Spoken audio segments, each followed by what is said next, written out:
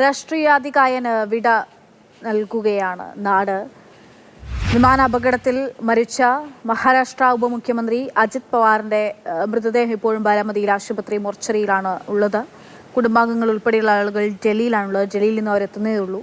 നിലവിൽ അന്വേഷണങ്ങൾ പ്രഖ്യാപിച്ചിരിക്കുന്നു. അന്വേഷണം ആവശ്യപ്പെട്ട കൂടുതൽ നേതാക്കൾ ഉൾപ്പെടെ രംഗത്തെത്തുന്നു എന്നുള്ളതാണ് അറിയാൻ സാധിക്കുന്നത്. ബി ബാലുഗോപാൽ വിവരങ്ങളുമായി തുടരുന്നുണ്ട്. ബാലു, അല്പം മുൻപ് ദേശീയ മാധ്യമങ്ങൾ റിപ്പോർട്ട് ചെയ്യുന്നു പശ്ചിമബംഗാൾ മുഖ്യമന്ത്രി മമതാ ബാനർജി ഉൾപ്പെടെയുള്ള ആളുകൾ ഇതിൽ അന്വേഷണം നടത്തണമെന്നുള്ള ആവശ്യവുമായി മുന്നോട്ടെത്തുകയാണ്.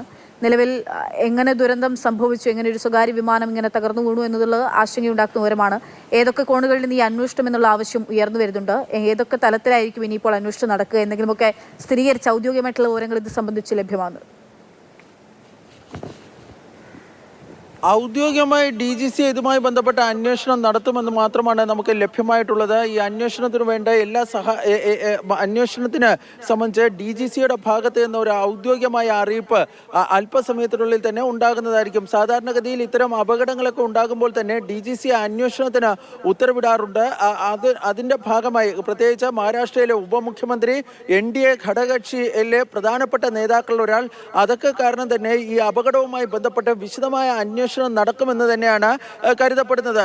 പ്രത്യേകിച്ച് DGCയുമായി ബന്ധപ്പെട്ട കേന്ദ്രങ്ങളൊക്കെ തന്നെ ഈ എമർജൻസി ലാൻഡിങ്ങിന് തൊട്ടു മുമ്പ് ഈ വിമാനത്തിൽ ചില സാങ്കേതിക തകരാറുകൾ ഈ പൈലറ്റിന്റെ ശ്രദ്ധയിൽപ്പെട്ടിരുന്നു എന്ന കാര്യങ്ങളൊക്കെ ഇപ്പോൾ പറയുന്നുണ്ട്. പക്ഷേ നമുക്ക് എന്താണ് യഥാർത്ഥത്തിൽ നടന്നത് എന്നതിനെ സംബന്ധിച്ച് കൃത്യമായൊരു ധാരണ വിവരം ഇതുവരെയും ഈ ഔദ്യോഗികമായി നമ്മളോട് പങ്കുവച്ചിട്ടില്ല.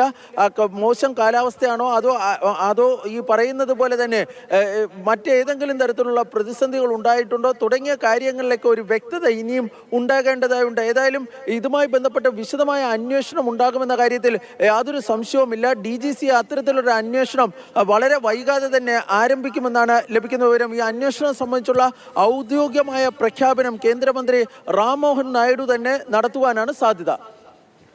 തീർച്ചയായിട്ടും വ്യോമയാന മന്ത്രിയുടെ ഭാഗത്തു തന്നെയായിരിക്കും അതിലുള്ള കൂടുതൽ പ്രതികരണങ്ങളൊക്കെയും ലഭ്യമാവുക. ഇതുവരെ നമുക്ക് ആ തരത്തിലുള്ള വിശദാംശങ്ങളൊന്നും അറിഞ്ഞിട്ടില്ല. DGC അന്വേഷണം പ്രഖ്യാപിച്ചിട്ടുണ്ട്, അന്വേഷണം നടത്തുമെന്നുള്ള കാര്യം അറിയുന്നു.